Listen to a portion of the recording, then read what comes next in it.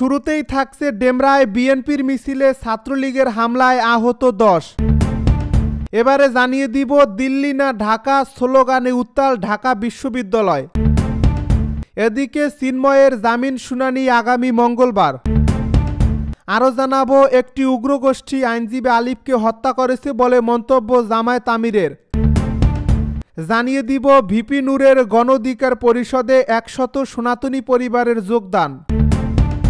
সর্বশেষ জানিয়ে দিব পররাষ্ট্র মন্ত্রণালয়ের মন্তব্য, আগরতলার সহকারী হাইকমিশনে হামলা পূর্ব পরিকল্পিত। শুনছিলেন হাতে পাওয়া গুরুত্বপূর্ণ আপডেট সংবাদের শিরোনাম, এবারে বিস্তারিত। তবে তার আগে অনুরোধ রইল ভিডিওটিতে একটি লাইক দিন এবং কমেন্ট করে জানিয়ে দিন ভিডিও সম্পর্কে আপনার মূল্যবান মতামত। আরও জানিয়ে দিন ভিডিওটি কোথা থেকে দেখছেন বা কোন জেলা থেকে দেখছেন। ডেমরায় বিএনপির মিছিলে ছাত্রলীগের হামলায় আহত 10। রাজধানীর ডেমরায় সারুলিয়া এলাকায় সোমবার বিএনপির সন্ত্রাস বিরোধী মিছিলে হামলা চালিয়েছে বলে অভিযোগ করেছেন বিএনপির নেতাকর্মীরা। কতিপয় ছাত্রলীগ ও যুবলীগ নামধারী সন্ত্রাসী এই হামলা চালিয়ে 10 জনকে আহত করেছে বলে দাবি বিএনপি নেতাদের। এ সময় সারুলিয়া বাজারে কয়েক শত দোকানদার আতঙ্কিত হয়ে পড়ে দোকানপাট বন্ধ করে দেন। দলীয় সূত্রে জানা যায়, সারা দেশে বাংলাদেশ জাতীয়তাবাদী দল বিএনপির ঘোষিত সন্ত্রাস, চাঁদাবাজ ও মাদক ব্যবসায়ীর বিরুদ্ধে প্রতিবাদ সমাবেশের অংশ হিসেবে ঢাকা 5 আসনের সাবেক সংসদ সদস্য সালাউদ্দিন আহমেদের সমর্থক ডেমরা থানা যুবদলের সাবেক সাধারণ সম্পাদক হানিফ মিয়া ও সারুলিয়া ইউনিয়ন বিএনপির সাবেক সভাপতি মোফাজ্জল হোসেনের নেতৃত্বে ও অপরদিকে নবিউল্লাহ নবীর সমর্থক আনিসুজ্জামান ও SM রেজা চৌধুরী সেলিম মিয়ার নেতৃত্বে মিছিল বের করা হয়। দিল্লি না ঢাকা স্লোগানে উত্তাল ঢাকা বিশ্ববিদ্যালয়। ভারতের আগরতলায় বাংলাদেশ উপ হাইকমিশনে হামলার প্রতিবাদে ঢাকায় বিক্ষোভ করেছে কয়েক হাজার মানুষ। সোমবার রাত 9টার দিকে ঢাকা বিশ্ববিদ্যালয়ের রাজু ভাস্কর্য থেকে এ বিক্ষোভ শুরু হয়। এ বিক্ষোভে নেতৃত্ব দেন বৈষম্য বিরোধী ছাত্র আন্দোলনের আহ্বায়ক হাসনাত আবদুল্লাহ। বিক্ষোভে দিল্লি না ঢাকা, ঢাকা ভারতীয় আগ্রাসন নিপাত যাক, গোলামি না আজাদি, আজাদি আজাদি, জালো রে জালো, আগুন জ্বালো প্রভৃতি স্লোগান দিতে শোনা যায় বিক্ষোভকারীদের।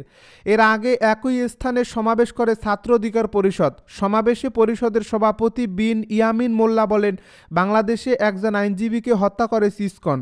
সেখানে ভারত দুঃখ প্রকাশ করতে পারত, কিন্তু তা না করে রাষ্ট্রদ্রোহ মামলায় গ্রেপ্তার ব্যক্তির বিষয়ে দেশটি হস্তক্ষেপ করছে।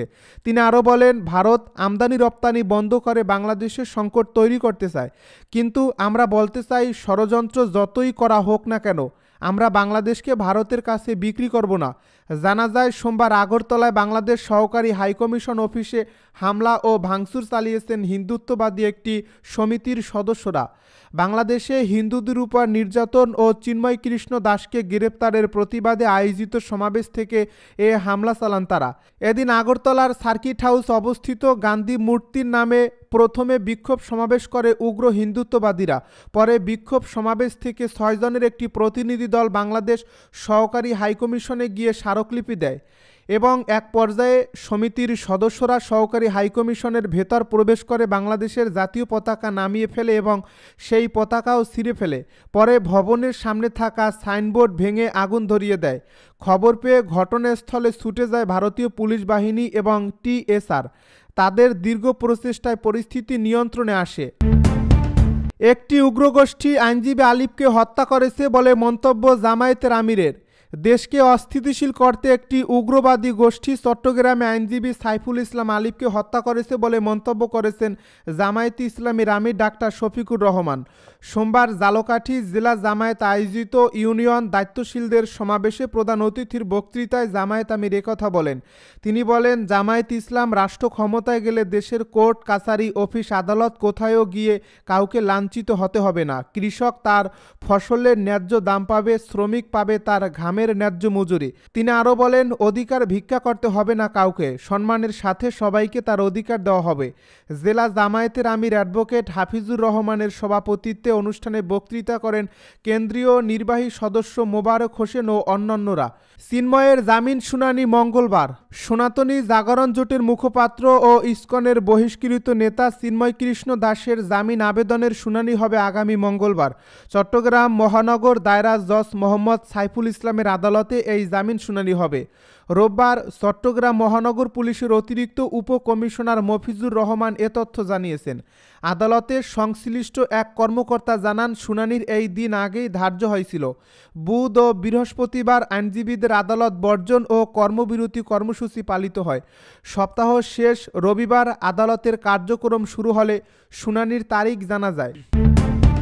নূরের গণ অধিকার পরিষদে 100 সনাতনী পরিবারের যোগদান। পটুয়াখালী শহরের 100 সনাতনী পরিবার গণ অধিকার পরিষদে যোগ দিয়েছে। এ সময় তারা গণ অধিকার পরিষদের সভাপতি ও ডাকসুর সাবেক ভিপি নুরুল হক নূরকে ফুলের শুভেচ্ছা জানান।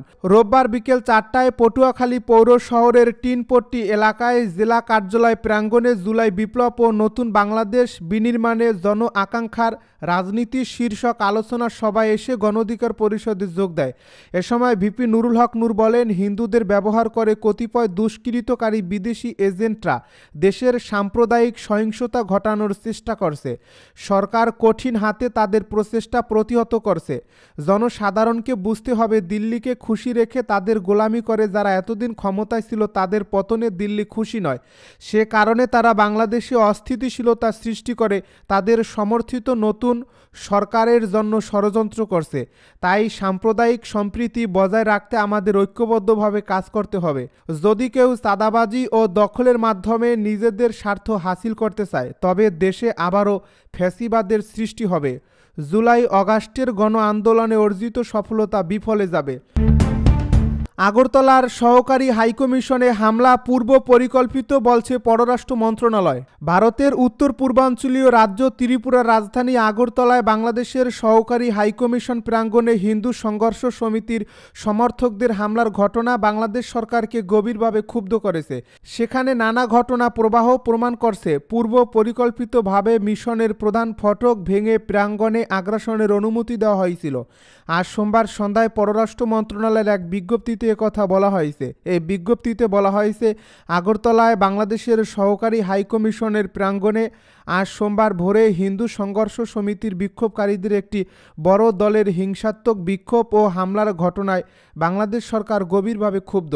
এ বিজ্ঞপ্তিতে বলা হয়েছে, প্রাপ্ত ঘটনা প্রবাহ চূড়ান্তভাবে প্রমাণ করে বিক্ষোভকারীদের পরিকল্পিতভাবে বাংলাদেশ সহকারী হাইকমিশনের প্রধান ফটক ভেঙে প্রাঙ্গণে আগ্রাসনের অনুমতি দেওয়া হয়েছিল। এ প্রক্রিয়ায় স্থানীয় আইন প্রয়োগকারী সংস্থার সদস্যদের উপস্থিতিতে তারা পতাকার খুঁটি ভাঙচুর করে, বাংলাদেশের জাতীয় পতাকার অবমাননা করে এবং সহকারী হাইকমিশনের ভেতরে সম্পত্তির ক্ষতি করে। পরিতাপের বিষয়, প্রাঙ্গণ রক্ষার দায়িত্বে থাকা স্থানীয় পুলিশ সদস্যরা শুরু থেকেই পরিস্থিতি নিয়ন্ত্রণে সক্রিয় ছিলেন না।